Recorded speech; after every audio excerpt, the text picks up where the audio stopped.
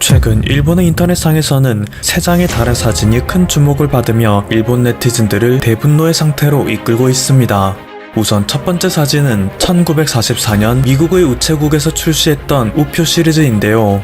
왼쪽에는 불사조의 그림이 그려져 있고 오른쪽에는 쇠사슬에서 벗어나 자유의 몸이 된 사람의 그림이 있어 당시 추축국에 의해 점령당했던 국가들의 저항 활동을 기리는 의미를 담고 있죠.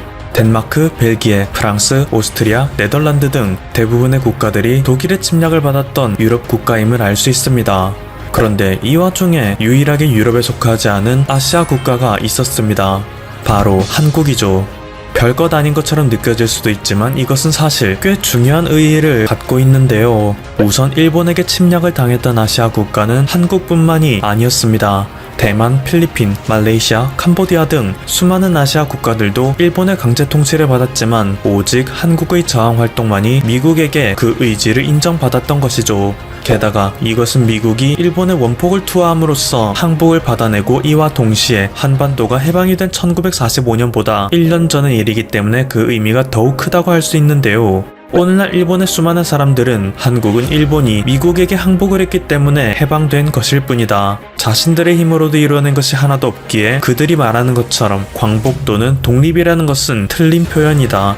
심지어 그들이 추앙하는 독립투사라는 자들은 결과적으로 한반도의 해방에 아무런 도움이 되지 않았는데 정부의 세뇌 교육으로 인해 한국인들은 독립운동가들을 숭배하다시피 하고 있다 라며 우리 선조들의 독립투쟁을 폄하하기 일쑤인데요. 이 우표야말로 그런 일본인들의 주장을 정면으로 반박하는 증거가 되고 있습니다. 앞서 말씀드렸듯이 이 우표는 추축국에 의해 점령당했던 국가들의 저항활동을 기리는 의미를 담고 있기에 아시아 국가들 중에서는 유일하게 독립투사들의 항쟁이 돋보였고 이 때문에 제2차 세계대전의 승전국 연합에서는 다른 어떤 나라보다도 한반도만큼은 반드시 해방시킬 것이라는 의지를 다졌다는 사실을 방증하는 것이죠. 그리고 이 사진이 최근 일본의 커뮤니티 등지에서 재부각됨에 따라 한반도의 역사에 대해 잘못된 의식을 갖고 있던 일본 네티즌들은 머릿속에 혼란의 쓰나미가 몰려와 고통스러워하고 있는 것입니다. 두 번째 사진은 이것입니다.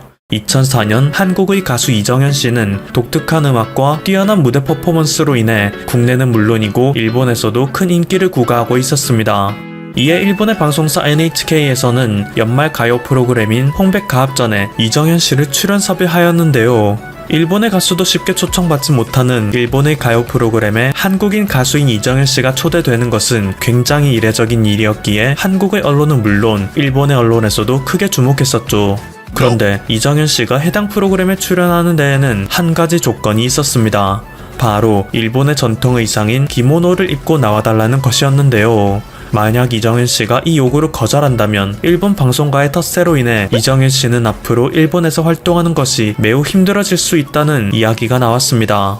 그래서 수많은 관계자들은 겉으로는 말하지 않았지만 모두 이정현 씨가 기모노를 입고 출연해주길 바랐었다고 합니다. 어찌됐든 일본의 간판 행사에 출연한다는 것은 큰 영광이었으니 그곳에 가서 명성을 더 높이는 게 좋지 않냐는 이유였죠. 하지만 이정현 씨는 평소에 일본 이외의 수많은 해외 행사에 참여할 때에도 한복을 입음으로써 한복의 아름다움을 널리 알리려 애쓰는 가수였습니다. 지금이야 한복이라고 말하면 한국의 전통 의상인 것을 아는 외국인들이 많지만 그때 당시만 해도 아시아의 모든 전통 의상은 기모노로 불리기 십상이었기에 이정현 씨는 이러한 해외 인식을 바꾸려 꾸준히 노력해왔던 것이죠. 그래서 결국 그녀는 생방송으로 진행되는 NHK 홍백가합전에 몰래 한복을 챙겨가 입는 선택을 하였습니다. 모든 출연진이 기모노를 입고 있는 와중에 혼자 한복을 입고 있었기에 그녀의 복장은 사람들의 눈에 크게 띌 수밖에 없었는데요. 당시 생방송을 시청하던 한국인 시청자들 역시 이정현 씨가 한복을 입고 나온 것에 대해 고마운 마음을 느꼈지만 이제 이정현 씨가 일본에서 활동하는 모습은 더 이상 볼 수 없을 것이라 생각하며 걱정을 했었죠. 그런데 이후 펼쳐진 결과는 놀라웠습니다. 이때의 생방송을 본 수많은 일본 주부들은 한복의 아름다움에 매료되었고 이게 어떤 옷인지를 묻는 문의가 방송사에 쇄도했던 것인데요. 때문에 일본에서는 한복 특집 방송이 따로 꾸려질 정도로 일본 내에서 한복에 대한 관심은 폭증하기도 했습니다.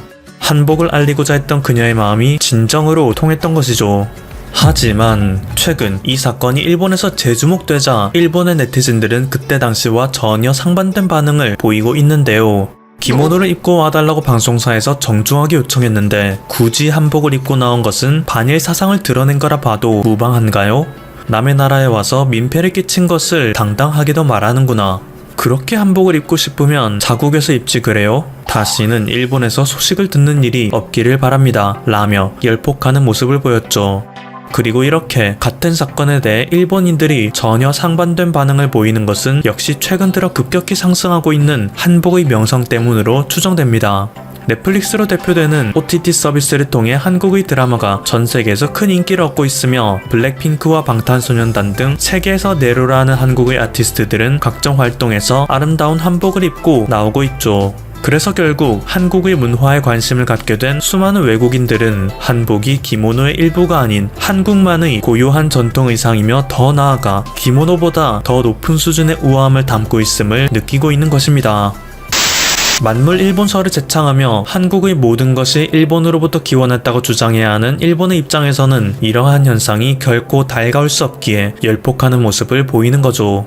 심지어 일본은 한국에서 작년부터 막강한 인기를 누리고 있는 캐릭터 펭수도 일본의 캐릭터를 표절한 것이라 주장하기도 하는데요. 펭수는 2019년 4월 EBS가 유튜브 채널 자이언트 팽TV를 통해 선보인 캐릭터로서 한국의 여성들을 중심으로 선풍적인 인기를 끌었습니다.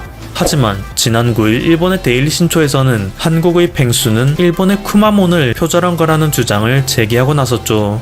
큰 눈과 입이 모두 흡사하고 인형 안에 사람이 들어가서 움직이는 것이 모두 쿠마몬을 따라했다 볼 수 있다.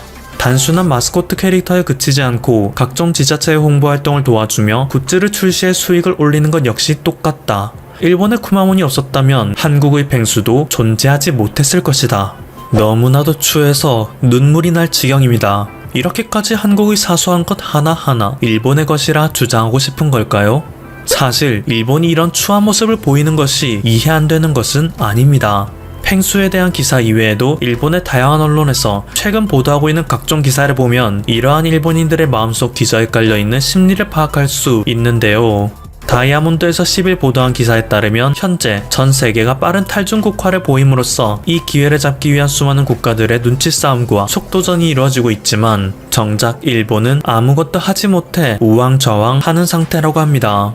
특히 과거 일본이 세계로 휩쓸었던 제조업 분야에서는 중국이 폭망해도 일본이 기회를 잡는 일은 없을 정도인데요. 잘 나가던 일본이 그 명성을 잃어버린 결정적인 이유는 한국의 눈부신 성장에 있다고 분석하는 기사도 나오고 있죠. 동양경제 온라인에서 지난 13일 올린 기사의 내용을 보겠습니다.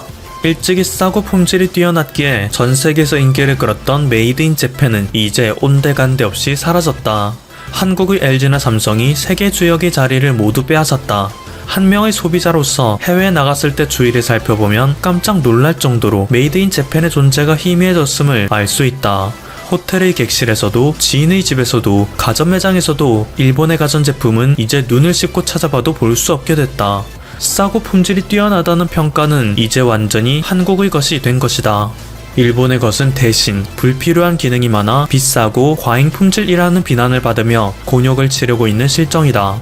이렇게 일본이 몰락해버린 지오페이는 바로 일본이 변화에 대응하지 못했다는 점을 들 수 있다. 개발과 프로모션, 판매의 모든 과정은 이전의 사례에 근거해서 최대한 신중하게 긴 시간을 들여 완벽한 플랜으로 진행하려고 한다. 그리고 막상 이렇게 출시해낸 상품은 그만큼 많은 노력이 들어갔기에 시장의 반응이 좋든 나쁘든 궤도를 수정하기도 어렵다. 현재 전 세계의 트렌드는 좋은 아이디어가 나오면 가능한 한 빨리 그것을 출시하는 것인데 일본은 본질적으로 이것을 따를 수 없는 국가인 것이다. 동물의 숲으로 대표되는 일본의 게임 콘솔 닌텐도 스위치. 이 제품은 올해 코로나 시국으로 인해 엄청난 수요를 기록했습니다. 하지만 인기에 비해 생산 능력이 받쳐주지 못해 곤혹을 치르고 있는데요. 이러한 닌텐도에서 추후 닌텐도 스위치 2를 출시하겠다는 계획을 야심차게 발표했습니다. 스위치1은 생산 능력이 받쳐주지 못하여 큰 이득을 보지 못했지만 스위치2에서는 그것을 가능하게 만들어 이익을 올리겠다는 심산이죠. 그런데 이때 닌텐도는 스위치2의 생산 능력을 향상시키기 위해 한국의 업체와 손을 잡는 길을 택했다고 합니다. 바로 한국의 삼성으로부터 CPU를 공급받기로 한 것인데요. 현재 닌텐도가 원하는 만큼의 물량을 빠르게 공급할 수 있는 업체는 전 세계에 한국의 삼성전자뿐이라 이런 선택을 내렸다고 합니다. 한때 전 세계 반도체 시장에서 미국과 자웅을 겨루던 일본이 이제는 자국의 그나마 명함을 내밀 수 있는 게임 콘솔 시장을 연명하기 위해서는 한국의 도움이 절실해진 초라한 신세가 된 것이죠. 지금까지 퍼플튜브였습니다. 여러분의 구독과 좋아요 그리고 알림 설정은 콘텐츠 제작에 큰 힘이 됩니다. 감사합니다. 지난 수백 년 동안 세계 최고의 대학교로 칭송받고 있는 하버드대학교. 하버드대의 역사는 1636년부터 시작됐습니다. 미국에서 가장 오래된 대학교로 처음에 청교도 성직자 존 하버드의 성을 따서 지어졌습니다. 존 하버드는 유언을 통해 자신이 애장하던 400여 권의 책과 재산의 절반인 779파운드를 학교에 기부했습니다. 현재 하버드 대학교는 미국인들뿐만 아니라 전 세계 고등학생들이 가장 입학하고 싶어하는 대학인데요. 해마다 3,600여 명의 전 세계 고등학교 1등이 지원하는데 이 중에서 1,500명이 떨어집니다. 자신이 다니는 고등학교에서 전교 1등을 해도 하버드 대학교에 입학할 확률은 50% 정도라는 것이죠. 이렇게 전 세계 학생들이 하버드 대학교에 열광하는 것은 그 이유를 들으면 놀랍지 않습니다. 하버드 대학은 전 세계에서 가장 많은 157명의 노벨상 수상자를 배출했을 뿐만 아니라 지금까지 하버드대 출신의 역대 미국 대통령만 7명, 36명이 미국에서 가장 권위 있는 문학상인 퓰리처상을 수상, 총 22명의 연방 대법원 대법관,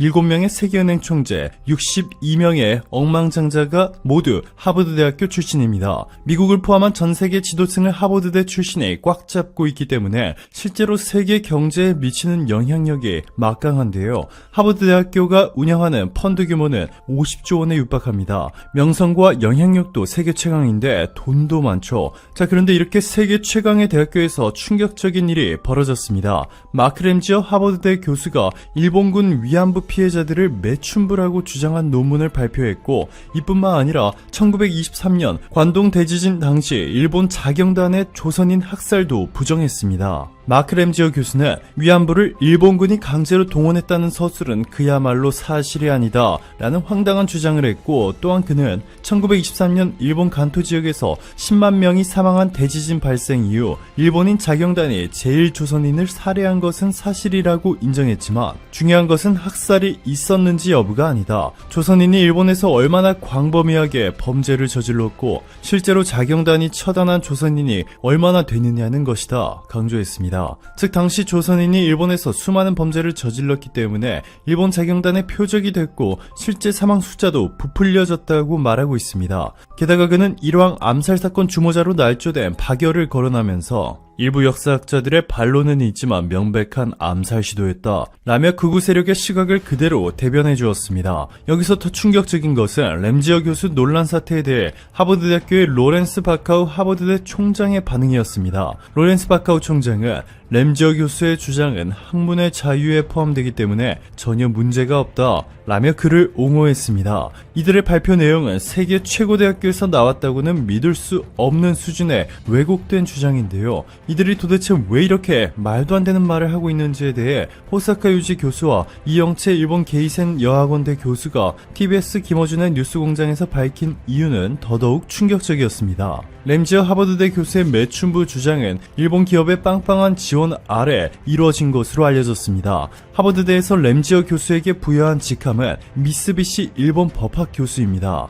일본 제국주의를 나타내는 대표적인 전범기업 미쓰비시와 램지어 교수의 끈끈한 관계를 한 번에 알 수 있는데요. 한국으로 치면 석좌 교수에 해당하는 것이죠. 석좌 교수 자리는 기업이나 특정 단체의 지원을 받은 대학교가 교수직을 만들어준 것입니다. 즉 램지어 교수가 하버드 대학교에서 교수로 활동하고는 있지만 실제로는 일본의 미쓰비시가 그의 월급과 연구비를 지원했다고 보면 되는 것이죠. 램지어 교수는 1998년부터 무려 23년째 하버드대에서 미쓰비시 교수로 활동하고 있습니다. 호사카 유지 교수는 초기에 미쓰비시가 하버드 대학교에서 10억 원을 지원한 것으로 알려졌는데 이를 통해 램지어가 교수 자리를 얻었고 그 이후 대략 200억 원 넘게 지원한 것 같다. 하버드대 총장은 원론적인 이야기를 할 수밖에 없다. 만약 안 된다고 하면 오히려 수익인 나라가 큰일이 난다. 하버드대가 램지어 교수에게 간 미쓰비시의 지원금의 10에서 20% 정도를 가져간다.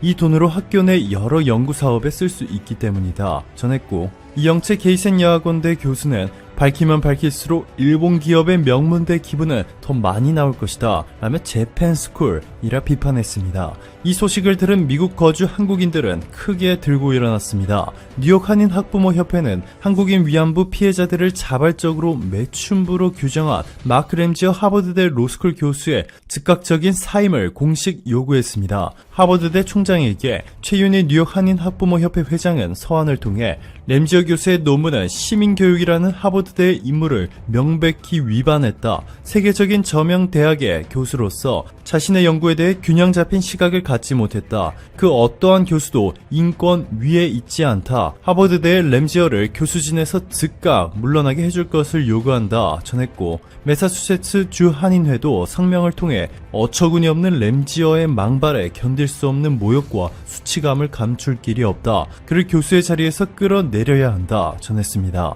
자, 그런데 여기서 놀라운 일이 벌어지고 있습니다. 램지어 교수가 발표한 논문에 대한 반대 운동은 한국인들 사이에서만 일어나는 것이 아닙니다. 하버드대학교 동료 교수들조차 램지어를 공개적으로 비판하자 램지어 교수와 그를 후원한 일본의 미쓰비시가 완전히 망연자실하고 있습니다. 하버드대 동아시아 언어문학학과의 카터 에코트 교수와 역사학과 앤드루 고든 교수가 하버드 홈페이지에 공개적으로 그를 비판했는데요. 에코트와 고든 교수는 학술지 편집장 요청으로 램지어의 논문을 검토한 결과 그의 주장을 뒷받침할 자료들이 실체가 없는 것으로 드러났다. 논문에서 인용한 문건들을 추적해보니 램지어 교수가 한국인 위안부 피해자가 모집책이나 위안소와 실제로 체결한 단 한 건도 찾아보지 않았다.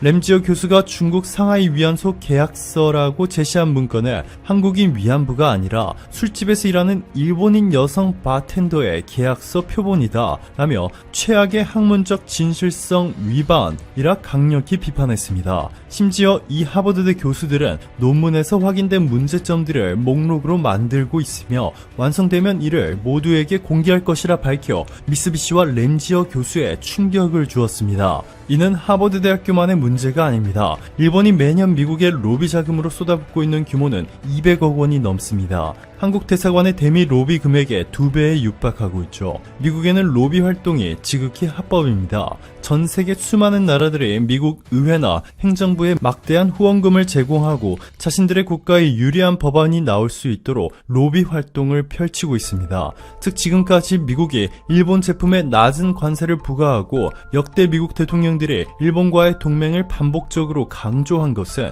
일본이 대단한 나라라서가 아니라 일본의 로비 때문이었던 것이죠. 하지만 한국의 국가 경쟁력이 최근 수년간 급격하게 상승하면서 일본의 로비로도 더 이상 커버할 수 없는 수준으로 향하고 있습니다. 그동안은 일본이 로비를 통해 한국보다 더 유리한 조건으로 미국에 일본산 제품을 수출했지만 미국의 로버트 라이트하이저 미국 무역대표부 대표의 극찬을 받은 한국의 유명희 본부장이 한국의 위상을 완전히 바꿔놓으며 한국과 일본의 상황이 완전히 역전됐습니다. 이러한 상황 속에서 만약 한국이 대미 로비 자금까지 일본을 따라잡게 된다면 한국과 일본의 미래는 극명하게 차이를 보이게 될 것입니다. 오늘도 감사합니다. 최고로 멋진 하루 보내시길 바랄게요.